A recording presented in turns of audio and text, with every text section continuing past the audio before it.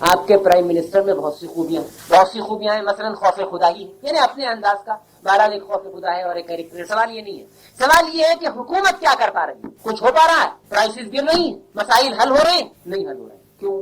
کیونکہ انسان اپنی سے سوچتا ہے، انسان اپنا قانون خود بنانا چاہتا ہے، انسان ہاتھ اٹھا کے معاملات کو طے کرنا چاہتا ہے. ہاتھ اٹھا کے آج ایک اندرا گر جائے گی، کل دوسری اندرا کھڑی ہو جائے گی، یہ تو نہیں ہوگا.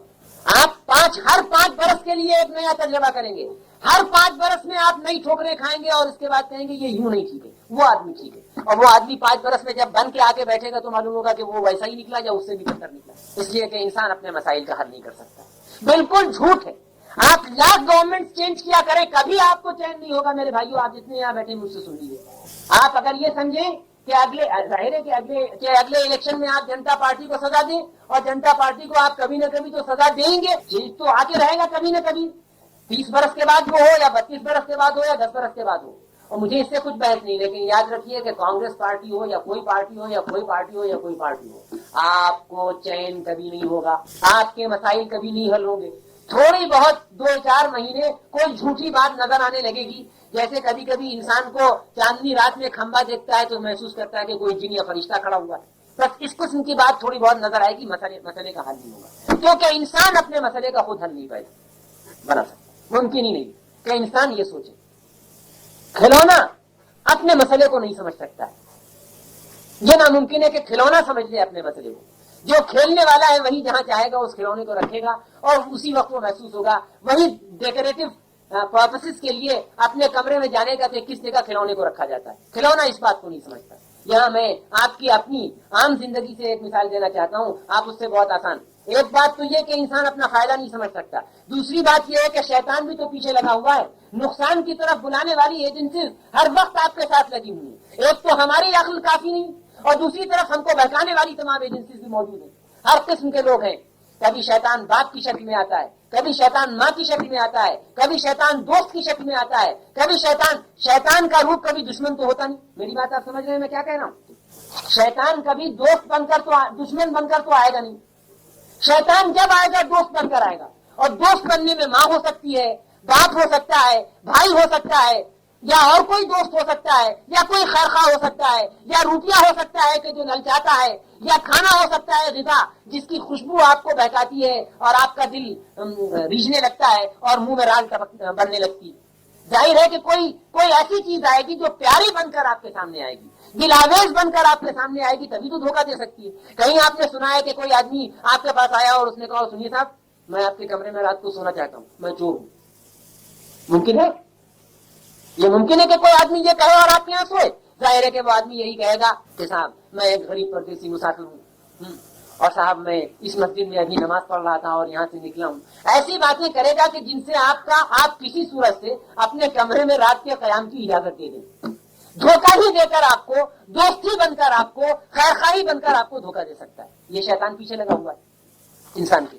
یہ دونوں باتیں ہیں کہ اس کی عقل کافی نہیں اور یہ بات بھی کہ شیطان اس کے پیچھے لگا ہوا ہے. تو انسان اپنا مسئلہ کیسے حل کرے؟ اور عام حالات میں بھی آپ یہ دیکھیں کہ تو آپ کو محسوس ہو جائے گا. بچے کو آپ دیکھیں، کیا بچہ خود بخود سلام کرنے لگتا ہے؟ آپ بچے کو سلام کرنا سکھاتے ہیں.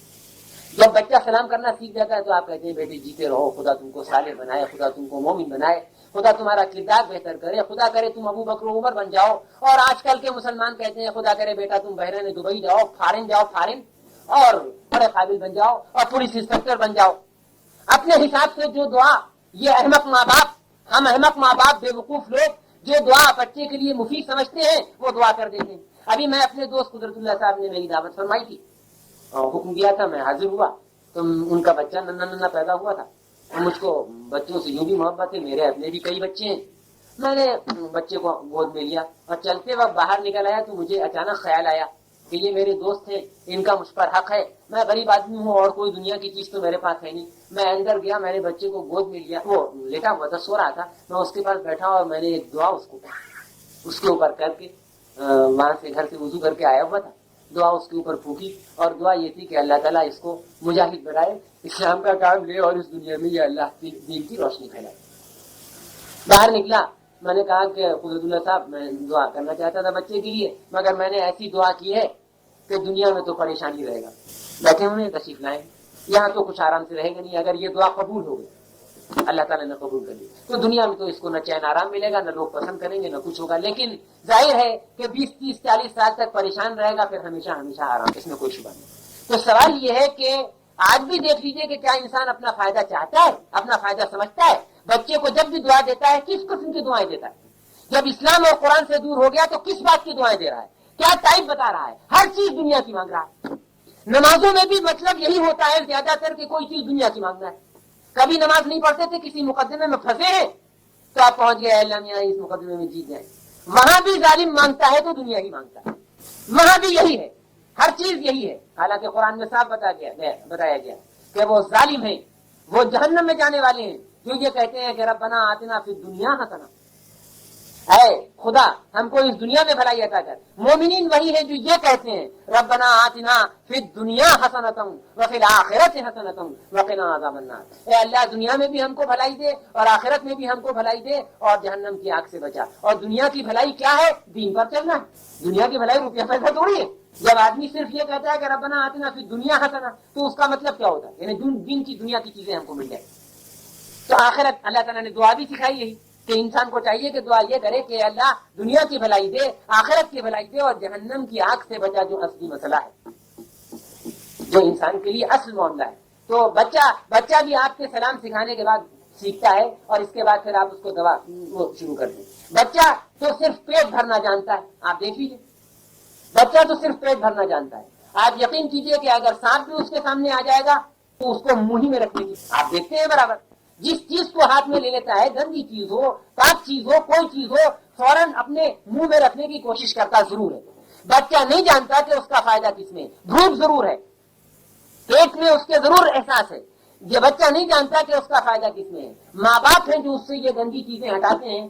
بالکل یہی معاملہ ہے. جیسے ماں جانتی ہے کہ بچے کا فائدہ کس میں ہے، بچہ نہیں جانتا، بھوک کو محسوس کرتا ہے. اسی طرح انسان اپنی تکلیف تو محسوس کرتا ہے، اپنے مسائل تو محسوس کرتا ہے، پرابلم تو محسوس کرتا ہے، پرابلم کا سلوشن نہیں جانتا.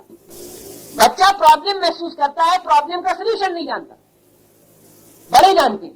اسی طرح سے تمام انسان پرابلمز محسوس کرتے ہیں مگر اس گریٹر پرابلم کا سلوشن نہیں جانتے. وہ خدا جانتا ہے اور نبی کے ذریعے اس سلوشن کو بھیجا جایا کرتا ہے. لہذا یہ دعا سکھائی گئی اور اس دعا کے جواب میں یہ بات بتائی گئی. اس کے بعد میں اب اصل صورت کی طرف آتا ہوں. الحمدللہ رب العالمین میں اللہ رب العزت سب سے پہلے الحمد کہتا ہے. بہت زیادہ تفصیل تو نہیں، صرف اتنی بات میں عرض کروں گا کہ حمد میں عربی زبان کا یہ لفظ ہے اور اس میں صرف تعظیم نہیں ہے بلکہ شکر بھی شامل ہے. اس کے علاوہ جو لفظ ہوگا تعریف کا لفظ ہے مثلا، تو تعریف کے معنی صرف یہ ہے کہ کسی کی تعریف کر دی گئی، کسی بڑے آدمی کو دیکھا اور اس کی تعریف کر دی. لیکن اللہ کی تعریف میں حمد میں شکر بھی شامل ہے. اور شکر ایک بہت اہم لفظ. شکر جو ہم نے انگریزی میں، میرے ساتھی جانتے ہیں، ہم تو انگریزی میں کہتے ہیں تھینک یو. کسی شخص نے ہم کو کوئی چیز دے دی تو ہم نے کہا تھینک یو. اس طرح کا کوئی تھینک یو اللہ میاں کے لیے نہیں. اللہ تعالیٰ ہمارا آپ کا کوئی زمانی تھینک یو نہیں چاہتا. قرآن میں واضح طور پر بتا دیا گیا ہے کہ شاکر وہ لوگ ہیں جو اللہ کے احکام پر عمل کرنے والے. چنانچہ بعد میں آپ حضرات کی نماز وغیرہ میں سنی ہوگی اور جو حضرات صاحبان علم ہیں جانتے ہیں، سنجزی الشاکرین، اللہ تعالیٰ ان قریب شکر ادا کرنے والوں کو جزا دینے والا ہے. یہ قرآن پاک کی آیت ہے. ظاہر ہے کہ یہاں یہ مطلب نہیں ہے کہ جو یہ کہا کرتے ہیں پانی پی لیا اے اللہ تیرا شکر ہے، معنی بھی نہیں سمجھتے لیکن کہہ دیا کہ اے اللہ تیرا شکر ہے. اس قسم کا کوئی تھینک یو نہیں ہے. جو شخص اپنی صلاحیتوں کو، جن کا ابھی ذکر آئے گا، اللہ کے راستے میں استعمال کرے اور ہر قوت کو اور ہر اس توانائی کو جو اللہ نے اس کو دی ہے خدا کے احکام کے مطابق استعمال کرے، وہ شکر ادا کرتا ہے. اسی لیے سب سے پہلے دعا کرنے والا بندہ اس میں سورہ فاتحہ میں کہتا ہے کہ الحمد، پوری تعظیم اللہ کے لیے ہے اور شکر بھی اللہ کے لیے ہے. یعنی اللہ کے احکام پر عمل کرنے کے لیے میں تیار ہوں. آئی پرومس جیسے پرومسری نوٹ ہوتا ہے، اس طرح سے یہ ایک پرومسری نوٹیفیکیشن ہے، ایک پرومس ہے جو آپ نے اللہ تعالیٰ کو دیا کہ میں وعدہ کرتا ہوں، میں آپ کی عزت کرتا ہوں اور آپ کے احکام پر عمل کرنے کا وعدہ کرتا ہوں. اور اس احسان کا ذکر کرتا ہے کہ یہ بڑا احسان ہے کہ آپ اتنے اونچے، آپ اتنے بڑے، آپ کبیر ہیں، آپ عظیم ہیں، آپ علی ہیں، آپ بلند ہیں، اور ہم جیسا ناکارہ، ہم جیسا معمولی آدمی آپ نے اس کو اس قابل سمجھا کہ آپ نے منہ لگا لیا ہے، آپ کے احکام پر ہم عمل کر رہے ہیں. دنیا معمولی ایک کانسٹیبل، ایک معمولی پولیس انسپیکٹر کے احکام پر عمل کر کے پولیس انسپیکٹر کو خوش دیکھ کر خوش ہوتا ہے اور اپنے غرور اور اپنے تکبر کا دوسروں سے اظہار کرتا ہے. ہمارے انسپیکٹر صاحب ہم سے بہت خوش ہیں. اللہ اکبر، ایک معمولی بندہ اپنے اللہ رب العزت کے احکام پر عمل کر کے اللہ کو خوش کرتا ہے. یہ کتنا بڑا احسان ہے جو اللہ نے بندے پر کیا کہ جب وہ حکم دے بندہ اس حکم پر عمل کرے تو اللہ تعالیٰ خوش ہو اور اس کو جزائے خیر دے. یہ الحمدو کے معنی ہے کہ، اور اس کے ایک اور بات بھی ہے کہ تمام تعریف ہے. الحمدو کا مطلب ہے all praises are for you, all praises are for thee o اللہ، تمام تعریفیں تیرے لیے ہیں. یہ بھی بہت اہم بات ہے کہ تمام تعریف کا کیا مطلب ہے، کیونکہ لام تعریف آیا ہے. مقصود یہ ہے کہ مجھ میں اگر کوئی بھلائی آپ دیکھتے ہیں تو یہ میری بھلائی نہیں ہے، مجھ میں اگر کوئی خوبی آپ دیکھتے ہیں تو یہ میری خوبی نہیں ہے، تمام تر اللہ رب العزت کا عطیہ ہے. تو میری تعریف بھی در حقیقت خدا کی تعریف ہے. اصل میں تعریف میری ہونا نہیں چاہیے بلکہ اللہ رب العزت کی تعریف ہونا چاہیے کہ سماج میں اگر کوئی بھلائی والا آدمی پیدا ہوا تو اللہ نے ایسا آدمی پیدا کیا. آپ میں سے میں اگر کسی شخص میں کوئی بھلائی ہے، کسی طرح کی کوئی بھلائی ہے، کوئی آدمی آپ کے ساتھ احسان کر رہا ہے تو یہ اللہ کا احسان ہے، اس آدمی کا احسان نہیں ہے. یہ ایک بہت اہم بات ہے جس کو مسلمان سمجھ لے تو ہزاروں مسائل حل ہو جائیں گے. کوئی شخص ہم پر احسان کرتا ہے تو ہم اس کے غلام نہیں ہوتے، بلکہ جس نے احسان کیا ہے، یہ ایک بہت دلچسپ بات ہے، جس نے احسان کیا ہے اس پر احسان اس کا ہے جس نے احسان لیا ہے. دنیا سے بالکل مختلف اسلام کا طرز فکر ہے. اسلام فقیر کو آپ کا محسن سمجھتا ہے. آپ نے فقیر کو 2 روپے اگر دیے ہیں تو یہ اس فقیر کا آپ پر احسان ہے کہ اس نے آپ سے 2 روپے لیے اور آپ کے لیے کم سے کم 1400 روپے کے فائدے کا انتظام کر دیا، کیونکہ 101 روپے پر 700 روپے اللہ رب العزت بطور انعام پیش کرتا ہے، عطا فرماتا ہے کم سے کم. اب وہ اللہ تعالیٰ کا انعام روپے کی شکل میں تو نہیں ہوتا لیکن اللہ تعالیٰ دیتا ہے. تو یہ احسان لینے والے کا ہوا، احسان دینے والے کا نہیں ہوا. یہی وجہ ہے کہ اللہ تعالیٰ انسان سے کہتا ہے کہ اگر تم ہمارے احکام پر عمل کرو گے تو ہم شکور ہیں. آپ نے دیکھا ہوگا اللہ تعالیٰ کی جہاں اور نام ہے صفاتی، ان میں ایک نام شکور ہے، یعنی ہم شکر گزار ہوں گے. تم ہمارے حکم پر عمل کرو گے تو ہم شکر گزار ہوں گے. آپ تو صرف تھینک یو کہہ کے نکل جاتے ہیں. اگر اللہ تعالیٰ آپ کا شکر گزار ہوگا تو اللہ کی ساری نعمتیں آپ کے لیے ہیں، کیونکہ وہ خالی تھینک یو کہنے کی بات پر وہ پانے نہیں رہتا ہے. تو الحمدو کے معنی یہ بھی ہیں کہ در حقیقت اس دنیا میں جب کسی کی تعریف کی جائے تو اللہ کی تعریف کی جائے. اسی لیے شکریہ تو ہم انسان کا ادا کرتے ہیں لیکن شکر ہم اللہ رب العزت کا ادا کرتے ہیں. آپ اس بات کو واضح طور پر آپ سمجھ لیں گے. ماں کی محبت تمام تر اللہ تعالیٰ کا احسان ہے بچے پر.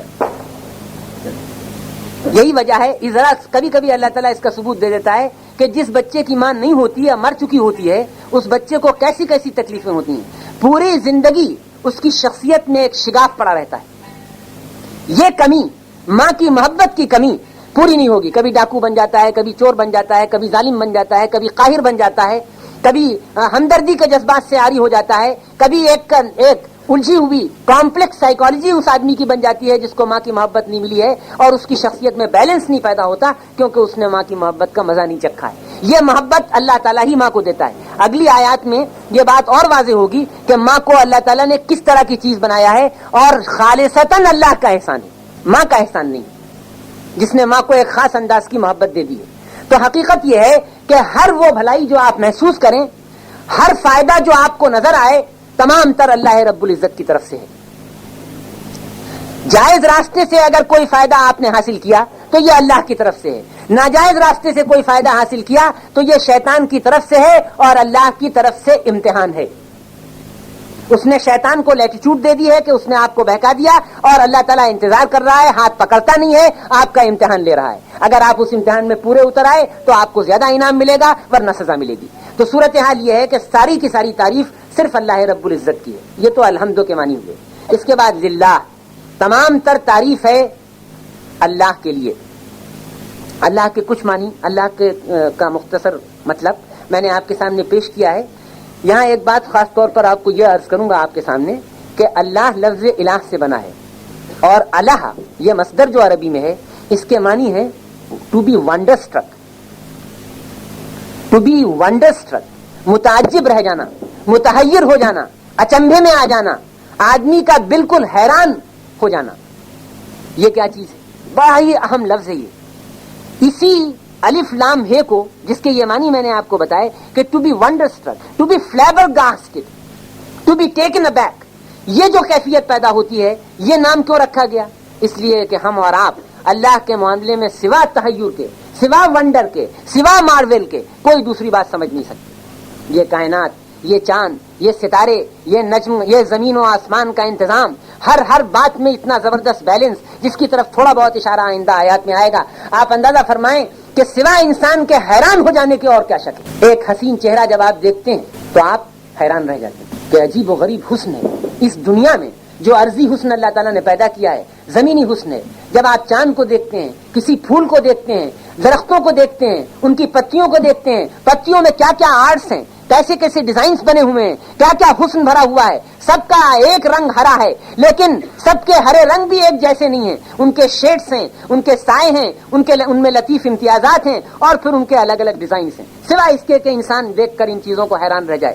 اسی طرح سے جانور ہیں جنگل کے، کیا حسن ہے ان میں. اسی طرح سے مچھلیاں ہیں، انسان دیکھتا ہے تو دیکھتا رہ جاتا ہے. نہ سونا اتنا خوبصورت ہے، نہ پلیٹینم اتنا خوبصورت ہے، نہ یورینیم اتنا خوبصورت ہے. یہ تمام چیزیں، اور خود پلیٹینم اور یورینیم اور سونا، ان کا حسن بھی تو اللہ ہی کا پیدا کیا ہو. انسان ان چیزوں کو دیکھ کر متعجب اور حیران رہ جاتا ہے. اس لیے اس سے اچھا نام اللہ کا کیا ہو سکتا تھا کہ ایسا وجود جس کی کار فرمائیاں، جس کی کشور کشائیاں، جس کی خلقت آفرینیاں، جس کی رنگ آمیزیاں دیکھ کر آدمی حیران رہ جائے.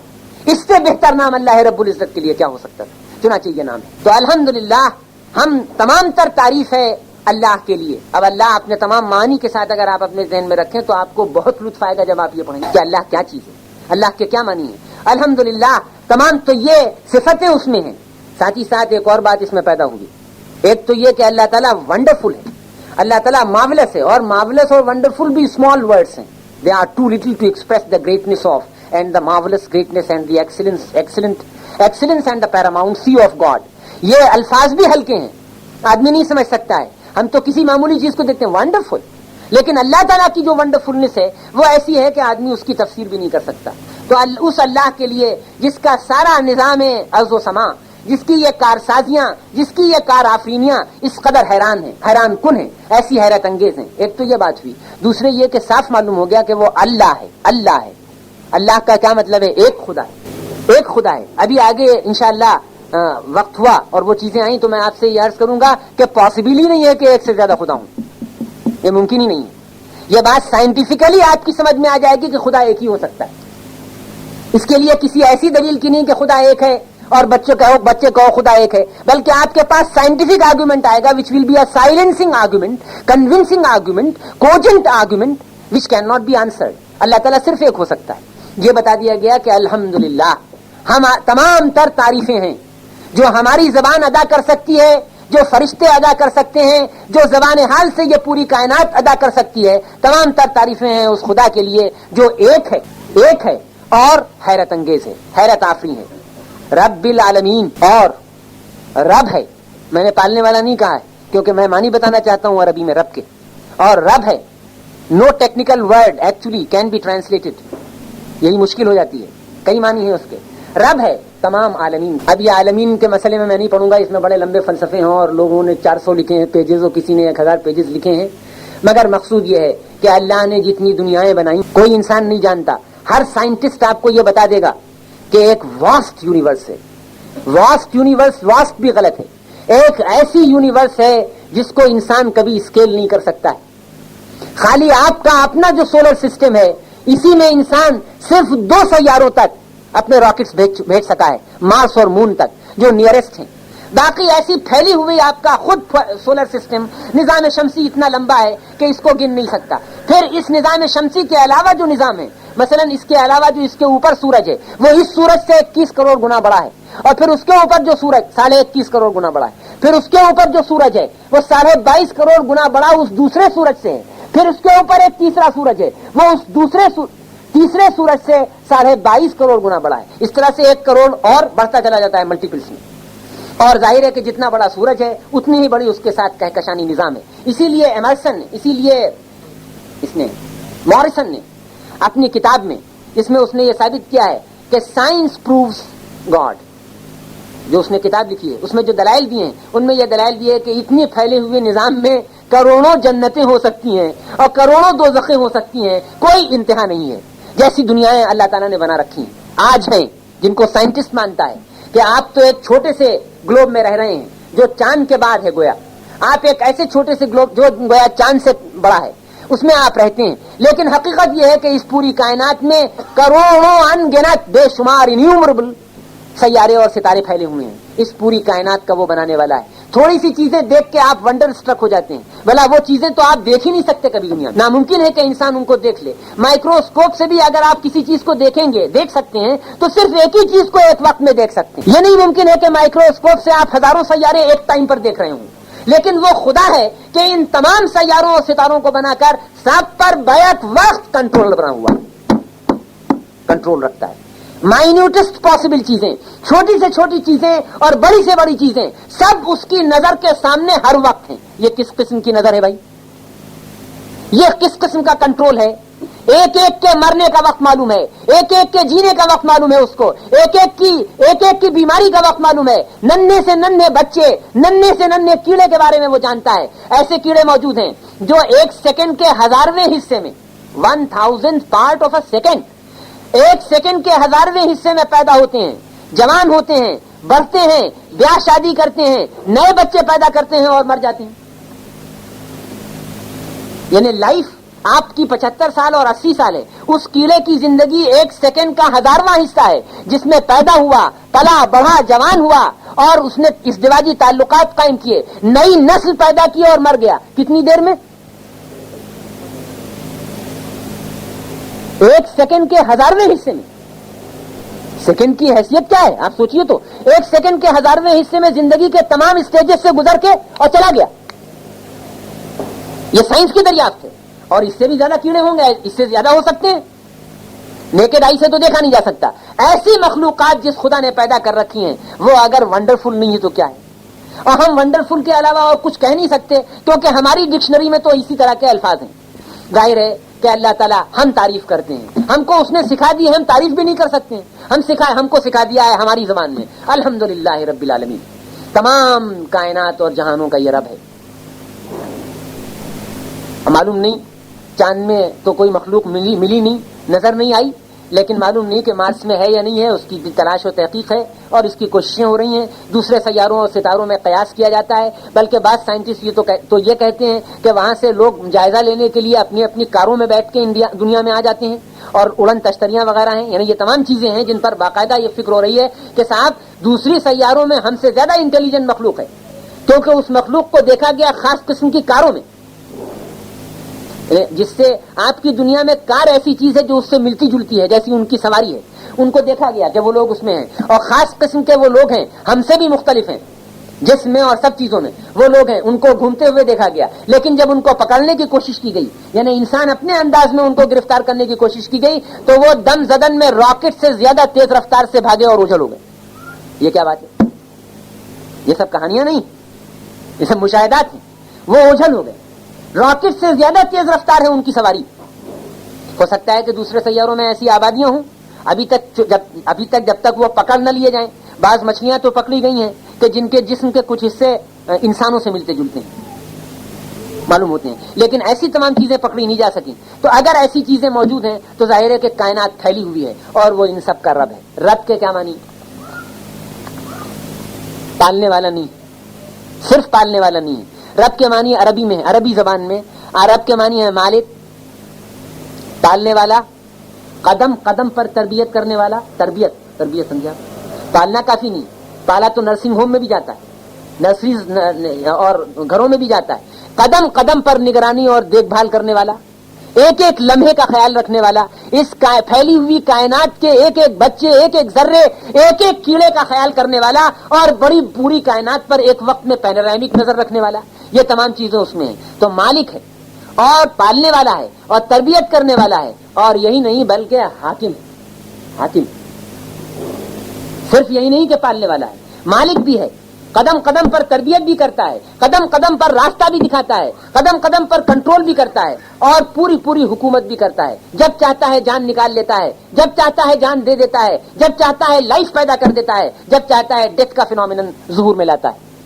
یہ سب خوبیاں ہیں. ان سب معنوں کو یہ میں نے صرف 3 معنی بتائے ہیں، بیسوں اس کے معنی ہیں، لیکن یہ 3 اہم معنی اس لیے میں نے عرض کیے ہیں کہ اگر آپ ہندو میتھولوجی یاد کریں گے، یہ 3 خاص فیزز ہیں: پیدا کرنے والا، خالق، قائم رکھنے والا، سسٹینر، کریٹر، سسٹینر، اور موت دینے والا، برباد کر دینے والا، ڈسٹرائر.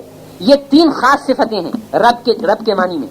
اب میں آپ سے عرض کروں کہ انسان اس سے پہلے بھی اپنے عقل سے یہ بات جانتا تھا کہ ایک چیز پیدا ہوتی ہے، قائم رہتی ہے. ایک کتے کا بچہ پیدا ہوتا ہے، بلی کا بچہ پیدا ہوتا ہے، پیدا ہوا، کچھ دنوں قائم رہا، میاؤں میاؤں کرتا رہا، کھیلتا رہا، خوش رہا، کھلیاں کرتا رہا، اٹکلیاں کرتا رہا. ایک وقت آیا کہ مر گیا. تو انسان یہ 3 فینومینا برابر دیکھتا تھا: پیدا ہونا، کچھ دنوں قائم رہنا اور مر جانا. اسی حساب سے اس نے اپنے حساب سے باتیں بنانا شروع کر دی.